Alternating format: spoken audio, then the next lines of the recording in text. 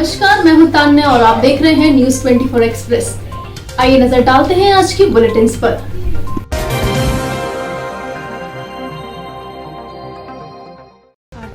जांजगीर चांपा मालखरौदा की ग्राम पंचायत बदोरा के ग्रामीण द्वारा बरसों से धान के पैरा से पैरा डोर रस्सी बनाने का काम कर रहे हैं, जो गरीब परिवारों के लिए जीविका का साधन बन चुका है। हम बता दें कि ग्राम बंदोरा के ग्रामीण द्वारा बरसों से पैरा से डोर रस्सी बनाने का काम कर रहे हैं, जो कि एक ग्रामीण के लिए वरदान साबित हो रहा है। इससे ग्रामीणों का परिवार चलता है। ग्राम बंदोरा की लगभग 2000 की जनसंख्या है, जहां गांव के लगभग 90% घरों के परिवार पैरा डोरा बनने का काम करते हैं। रोज सुबह उठकर परिवार सहित बुजुर्ग से लेकर युवा वर्ग, महिला, छोटे बच्चे भी अपने परिवार के साथ रस्सी बनाने का काम करते हैं। करीब हर परिवार में रस्सी भरने वाले 5 से 6 सदस्य के हिसाब से 200 से 500 तक रस्सी तैयार करते हैं। ग्राम बंदोरा के पैरा से बनाए गए डोर की मांग छत्तीसगढ़ के सभी जिलों में, साथ पड़ोसी राज्य में रस्सी की मांग बढ़ गई है। धान कटाई के पूर्व ग्रामीण द्वारा मोटरसाइकिल, पिकअप वाहन एवं साइकिल से गांव-गांव बेचने जाते हैं, जिसमें प्रति सैकड़ा राशि 80 रुपये से लेकर 110 रुपये तक बेचते हैं। वहीं मांग इतनी बढ़ गई है कि पैरा डोरा लेने के लिए थोक में व्यापारी ग्राम बंदोरा पहुंचते हैं और थोक में खरीदकर ट्रकों, पिकअप वाहन से भरकर बाहर बेचने के लिए ले जाते हैं। कुमार गवेले, मैं ग्राम पंचायत बंदोरा, थाना मालखरौदा, जिला जांजगीर चांपा, छत्तीसगढ़ के निवासी हूँ।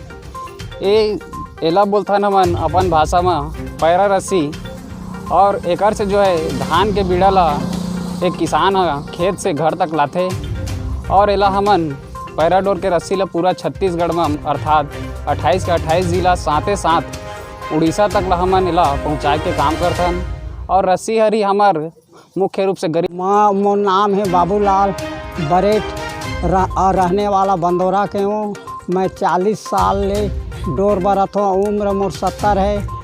पैरा डोर बर के मैं मोर पालन पोषण करत हूँ, मोर परिवार ला बेच के।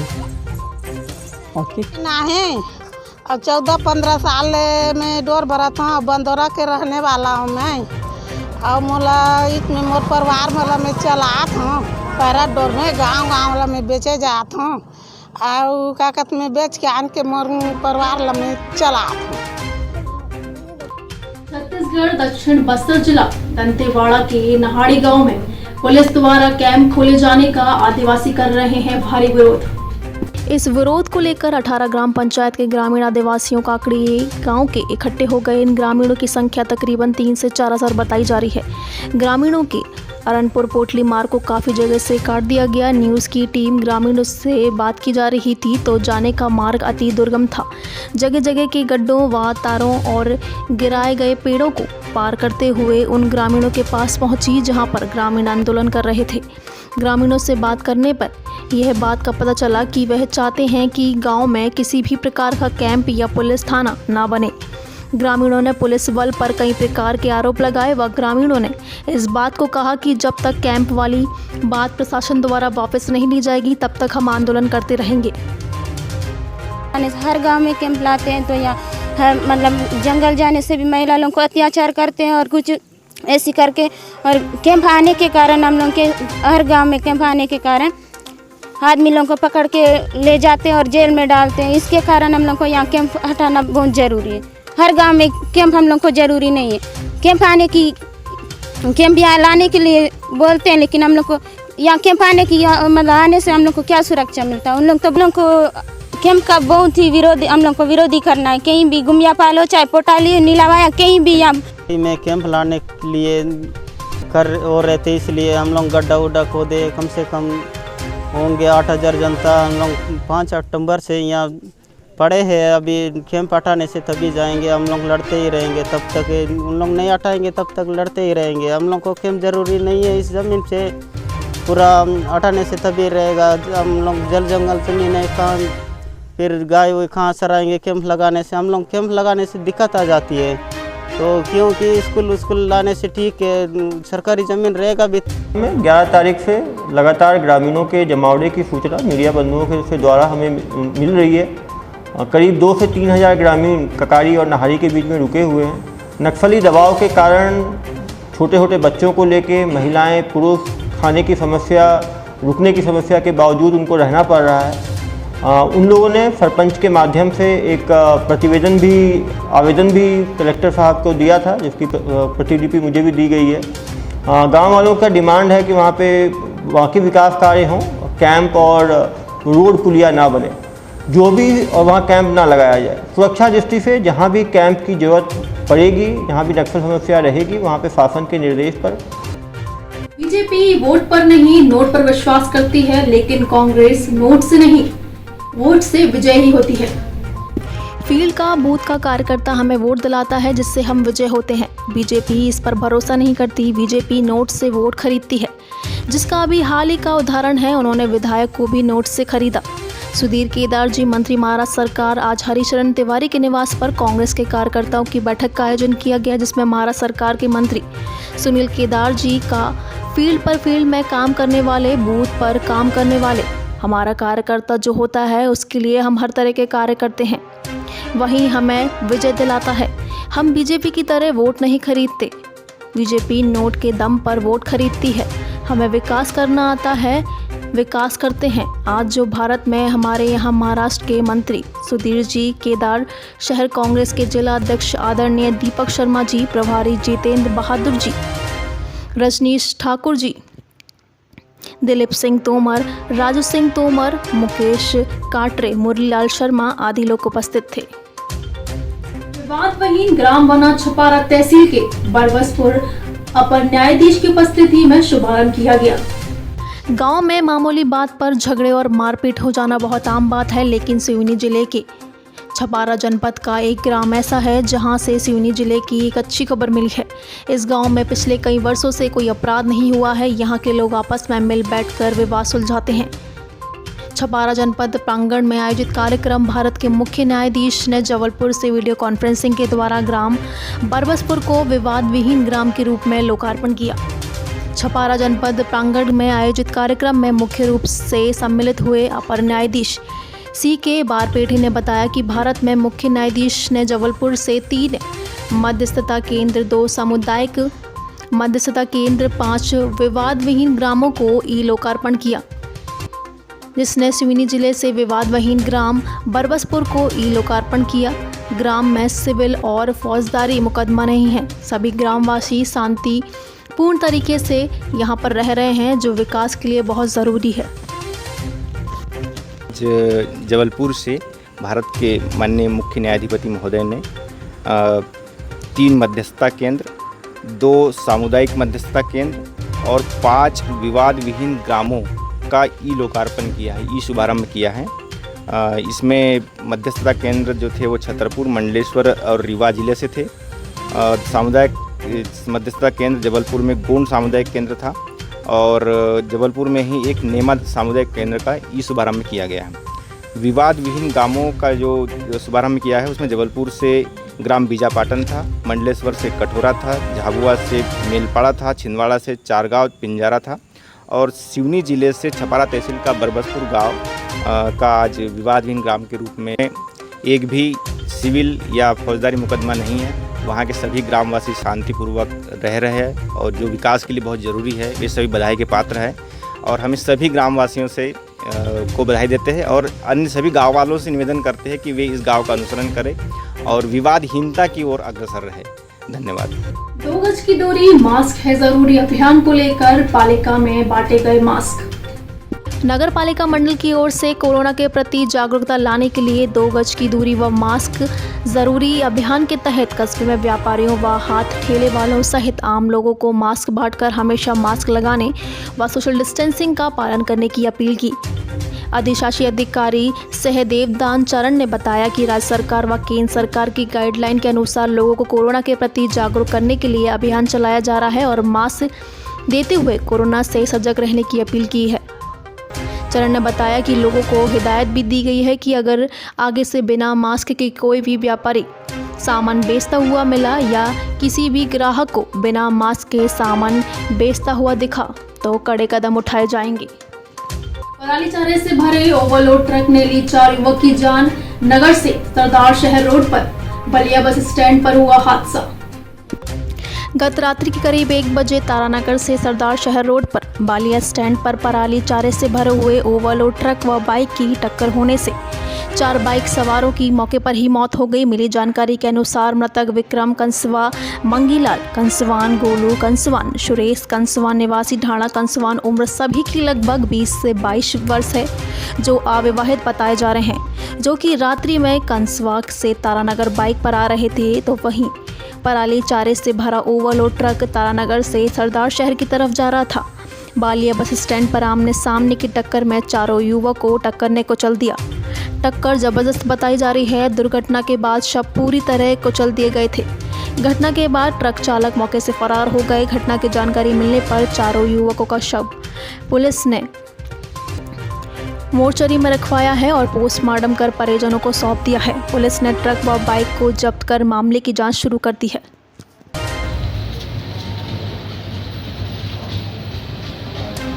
कल रात करीब 12 बजे बालिया बस स्टैंड के पास ट्रक और बाइक के आमने सामने भिड़ंत हो गई। ट्रक एक तारानगर साइड से सरदार शहर को जा रहा था और बाइक उधर बाले से तारानगर की तरफ आ रहा था, जिसमें आमने टक्कर से बाइक सवार 4 लड़के जो ढाणा कसवा के थे, चारों मौके पर एक्सपायर हो गए। उनकी बॉडी मोर्चरी रूम 6 तारानगर में रखवाई है, जो पोस्टमार्टम चल रहा है और मौके से ट्रक और बाइक को जब्त करने की कार्रवाई जारी है। कौच में विद्युत विभाग की लापरवाही से करंट से झुलसे संविदाकर्मी की लाश को लेकर किया कार्य बहिष्कार। कहा अधिकारी व कंपनी जब तक नहीं कराएगी इलाज रहेगा कार्य बहिष्कार। कौच जालौन विद्युत संविदा कर्मचारियों ने प्रधान पत्र उप जिलाधिकारी अशोक कुमार को देते हुए बताया कि 17 अक्टूबर 2020 को 11 बजे से 2:30 बजे तक नदी गांव रोड कौच पर डिस्कनेक्शन कराए गए थे। उपभोक्ताओं द्वारा उपखंड कार्यालय विद्युत संयोजन की धनराशि जमा करके उपखंड अधिकारी द्वारा उक्त उपभोक्ताओं का संयोजन जोड़ने के लिए श्री बहुरायन को भेजा गया। उसी दौरान 5 बजे शटडाउन लेकर उक्त संयोजन जोड़ने के लिए पोल पर चढ़ा। उसी उपरांत अचानक LT लाइन पर करंट आने के कारण पोल से गिर गया, जिससे उसकी हालत बहुत गंभीर है। उसके परिवार वाले कर्ज लेकर आनन फानन में उसको इलाज के लिए अस्पताल ले गए। परिवार वालों की आर्थिक स्थिति बहुत खराब है। विभागीय व वाहक एजेंसी को जानकारी होते हुए भी उसकी कोई आर्थिक मदद व उपचार नहीं कराया जा रहा है। ऐसी स्थिति को देखते हुए कोई भी संविदा कर्मचारी कार्य करने को तैयार नहीं है। जब तक उसकी आर्थिक मदद व उपचार विभागीय व वाहक एजेंसी द्वारा नहीं कराई जाएगी, तब तक के लिए हम सभी समस्त कर्मचारी कार्य पूर्णतः बंद करेंगे। को लेके कार बंद किया हुआ है। भैया इस कार को काम बंद कर दिया है कि हमारे जो 17 तारीख को लड़का गिरा है, उसको सब अधिकारियों को, एजेंसी, ठेकेदारों को सबको बता दिया है। 17 तारीख से मुझे कोई पैसा नहीं दिया गया है। भाई जो भी व्यवस्था थी उसकी, वो व्यवस्था हम लोगों ने की है। बहू के बावजूद भाई अधिकारियों, ठेकेदारों सबसे संपर्क कर लिया है। मुझे कोई रिस्पॉन्स नहीं मिल रहा है। जिस दिन रिस्पॉन्स मिल जाएगा, पैसा आ जाएगा, उस दिन हम काम बंद कर देंगे, काम चालू कर देंगे। काम बंद करे रखे हैं बस। नगर परिषद अम्बाला कैंट के कर्मचारी पर लगा रिश्वत का आरोप। रिश्वत वापस करते वीडियो हुआ वायरल। नगर परिषद अम्बाला कैंट में एक अजीब मामला देखने को मिल रहा है, जब एक बुजुर्ग के बेटे दीपक ने रेंट क्लर्क साहिल महिंद पर म्यूटेशन के नाम पर 2100 रुपये रिश्वत लेने का आरोप लगाया है। उनका कहना है कि पिछले लंबे समय से उनके बुजुर्ग माता पिता को म्यूटेशन के नाम पर तंग किया जा रहा था और उनकी फाइल में लगातार गलतियां निकाली जा रही थी। वहीं बुजुर्ग महिला चंचल ने बताया कि परिषद कर्मचारियों की हर गलती को उन्होंने ठीक करवा दिया था, मगर आज इस रेंट क्लर्क ने उन्हें 2100 रुपये देने व बदले से रसीद देने की बात कही, जो उन्होंने उसे दे दिया, जिसे उसने शोर पड़ने पर रुपए वापस कर दिए हैं। नाम आशीष पासी है, मैं आम आदमी पार्टी अम्बाला कैंट से विधानसभा का अध्यक्ष हूँ। इनका एक्चुअली में तो मुझे मैटर पिछले 13 साल से ही पता है, लेकिन एक प्रशासन पे और सरकार पे विश्वास करके मैंने कभी भी कोई इंटरफेयर नहीं करा। मैंने जैसे तैसे उनके कागज़ पूरे उनका काम हो जाए, ये हमेशा मुझे बताते थे कि ऐसे करके दिक्कत आ रही है। मैं भी आता था, रिक्वेस्ट करता था और चला जाता था। इन्होंने 4 बार एफिडेविट अपने पूरे रिश्तेदारों से, यानी कि अपने भाई से। मेरा नाम साहिल महिंद्रू है, मैं टैक्स ब्रांच में एज अ क्लर्क काम करता हूँ। ये 1408 हाउस वाले माँ बेटी मेरे पास आए थे, तो कह रहे थे ये 2100 रुपये ले लीजिए, मेरी कंपोजिशन फ़ीस है, जिसमें से 2000 फाइन के हैं और 100 रुपये असेसमेंट फ़ीस है। तो मैं लेके जाने लगा, पीछे से एक लड़के ने मेरे को आवाज़ मार ली, कह रहे जी घूस ली। जब मैंने इनको वापसी करे तो उन्होंने 8 मकान नंबर का रहने वाले हैं। हमारी फाइल बहुत समय से यहाँ पर पेंडिंग चल रही है, लगभग 12-13 साल से। तो हम लोग बहुत टाइम से यहाँ पर चक्कर काट रहे हैं। मेरे पिताजी हैं, मेरी माताजी हैं। मैं तो जॉब करता हूँ तो मैं तो बहुत कम आ पाता हूँ। तो मेरे माताजी और पिताजी बुजुर्ग हैं, वो दोनों ही चक्कर काट रहे हैं काफ़ी टाइम से। कभी कोई ऑब्जेक्शन लगा देते हैं। और अभी इन्होंने फिर कुछ दिन पहले, हफ्ता 10 दिन पहले इन्होंने बोला कि ईओ के साइन हो गए हैं, अब वो फाइल एसडीएम के पास जानी है, 2100 रुपये दे दो। तो इन्होंने 2100 रुपये भी नहीं लिए माताजी से, ठीक है। और कह रहे थे कि एसडीएम के पास 2100 रुपये लिए, किसने लिए? ये साहिल नाम के है ऊपर चर्चा में, उन्होंने मतलब जो फाइल जो देख रहे हैं उनके पास फाइल पड़ी थी हमारी, उन्होंने ली है, ठीक है। हमने 13 साल से स्टेशन के लिए फाइल दे रखी है। कभी वो कह रहे कोई कागज़ पूरा नहीं है, कभी वो कागज़ पूरा नहीं है। हमारे 2 जेट है, दोनों एक्सपायर हो गए, दोनों पूरे प्रूफ हमने दोबारा पालमपुर जाके हिमाचल में, एक चंडीगढ़ में रहता है। बार हमने जितनी बार जितनी बार इन्होंने हम बार वापस साइन करवा के ले आए। उनके डेथ सर्टिफिकेट भी हमने बीच में लगा रखे, दोनों जेठों के डेथ सर्टिफिकेट बीच में लगे हुए हैं। ये हमेशा कह रहे कुछ ना कुछ। अब मेरे को दिन कह रहे थे हफ्ता पहले भी ईओ साहब के सहन हो गए, तो मेरे से ईओ साहब के सहन कह रहे हो गए हैं, 21 रुपया दे दो आपको, हम रसीद दे देंगे। उस टाइम में मेरे कोई चीज़ नहीं। 2100 रुपये रिश्वत ली है उसने और वापस करते हुए पकड़ा गया है। क्या मामला है और ये क्या पक्का एम्प्लॉई है? और नहीं, ये जो इल्ज़ाम हमारे एम्प्लॉय पर लगाया गया है ये सरासर गलत है। मैंने भी डिपार्टमेंटली इंक्वायरी करी है और पूछताछ भी करी है इस संज्ञान में। जब ये मामला मेरे संज्ञान में आया और पता लगा है कि जो बुजुर्ग दंपति आया था उसकी ये हाउस टैक्स की जो मोटेशन की जो फाइल थी उसके ऊपर जो फीस लगनी होती है सरकार के नॉर्म्स के अकॉर्डिंग, वो फीस थी। बुजुर्ग होने की वजह से हमारा जो हाउस टैक्स ऊपर शिफ्ट है, तो उसकी वजह से बुजुर्ग ने ये कहा कि बेटा मैं डेली अप डाउन नहीं कर सकता, और जो भी फीस बनती है आप मेरी पर्ची कटवा देना, ठीक है। और साज सज्जा से परिपूर्ण मां भगवती का पंडाल जगमगाहट से सुशोभित मान आकर्षक का केंद्र बना। शारदीय मां दुर्गा नवरात्रि प्रारंभ होने के साथ ही छत्तीसगढ़ में कोरिया जिले के केलहारी क्षेत्र में मां दुर्गे भवानी की प्रतिमा स्थापना के साथ ही जगत जननी मां दुर्गे की पंडाल परिसर सजने लगे हैं, जिसकी सौंदर्यता अब देखने को मिल रही है। वैश्विक महामारी कोरोना से बचते हुए एवं शासन की गाइडलाइनों का पालन करते हुए भक्तजन समिति संख्या में पंडाल परिसर में अपनी हाजिरी लगा रहे हैं। छत्तीसगढ़ कोरिया जिले के वनांचल आदिवासी संपूर्ण केलहारी में घातक महामारी के बावजूद श्रद्धालुओं में भक्ति भावना की कमी नहीं है। समिति संख्या में ही सही श्रद्धालुगण एवं नवदुर्गा पूजा समिति के पदाधिकारियों द्वारा साज सज्जा में कोई कसर बाकी नहीं रखी गई। ग्रामीण अंचलों में भी टेंट पंडाल से सुशोभित लाइटिंग से जगमगा रहे हैं। पंडाल परिसर में रात्रि में इसकी सौंदर्यता का कोई जवाब नहीं होता। हालांकि ये ज़रूर है कि बीते वर्षों की अपेक्षा इस वर्ष मां भगवती की प्रतिमा कई पंडालों में नजर नहीं आ रही है।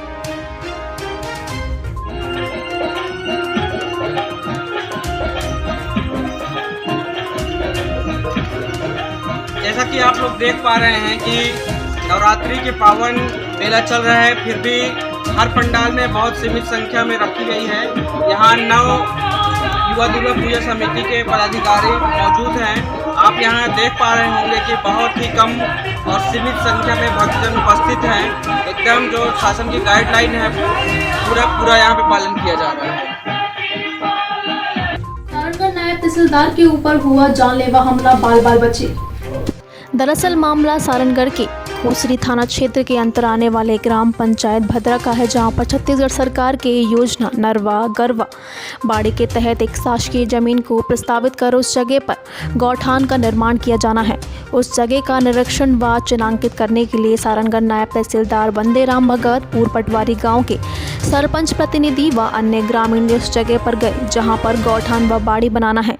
सूत्रों से मिली जानकारी के अनुसार तभी उस जमीन पर पिछले कई वर्षों से खेती करने वाले बाबूलाल व उनके साथी और कई लोग वहां पहुंच गए और नोकझोंक और गाली गलौज करते हुए सारनगढ़ नायब तहसीलदार के ऊपर जानलेवा हमला कर एवं उनकी गाड़ी के ऊपर हमला करने लगे और मारपीट करना शुरू कर दी।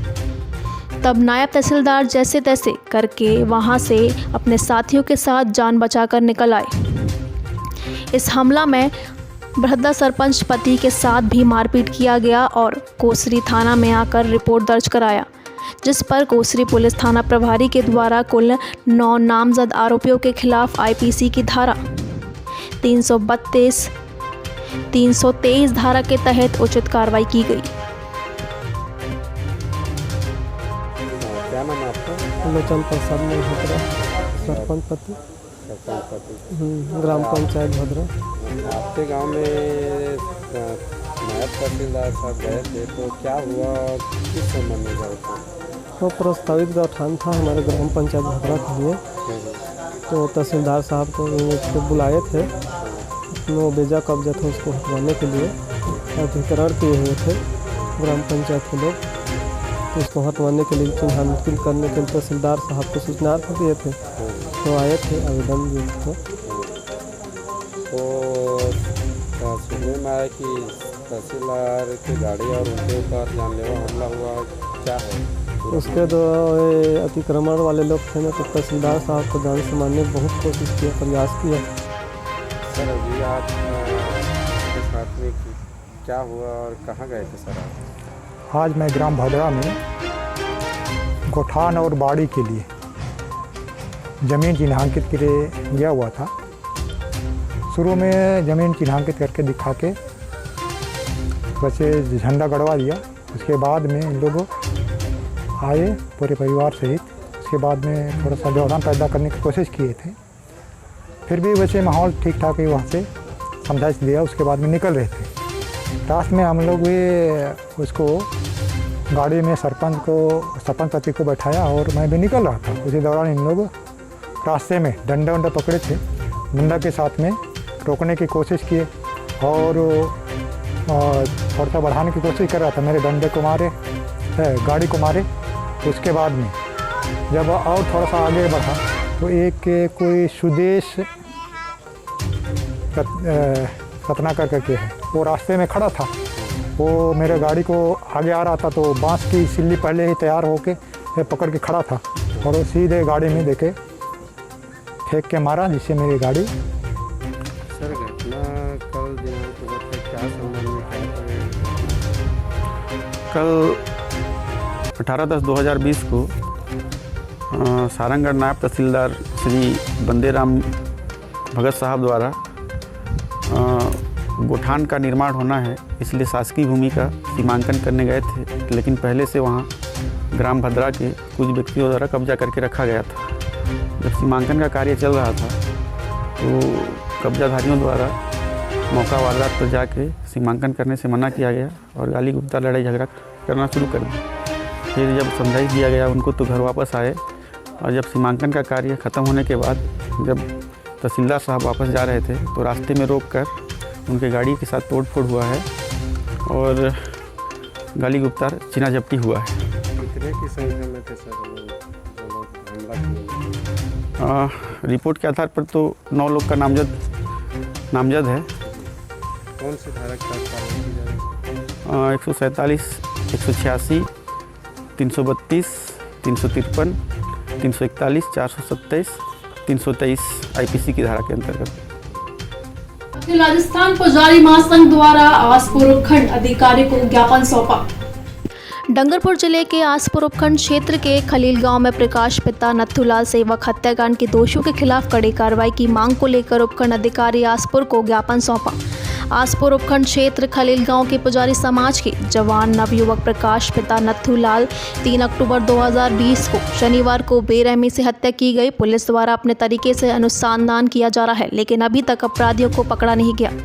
प्रकाश के परिवार समाज तथा अन्य नागरिकों ने सरकार और प्रशासन के आश्वासन के अनुसार पूरी शांति बनाए रखी, सहयोग प्रदान किया गया, लेकिन पीड़ित परिवार को राज्य सरकार से आर्थिक राहत प्राप्त नहीं हुई, ना ही कोई कदम उठाया गया और ना ही हत्यारों को गिरफ्तार किया गया। ऐसे में सेवक पुजारी समाज में कई सवाल खड़े हो गए हैं। पुजारी प्रकाश की हत्या हुई, प्रकाश के परिवार की आर्थिक स्थिति कमजोर है, ऐसे में परिवार की मुखिया का चला जाना बड़ा दुखद का विषय है। ऐसे में हम समाज राज्य सरकार से अपील करते हैं कि मुख्य सहायता राशि एवं लाभ करौली सपोटरा कांड में पुजारी को जिंदा जलाए जाने पर मुख्यमंत्री सहायता कोष राशि एवं लाभ दिया जाए। खबरों में बस इतना ही और बने रहिए न्यूज़ 24 एक्सप्रेस के साथ।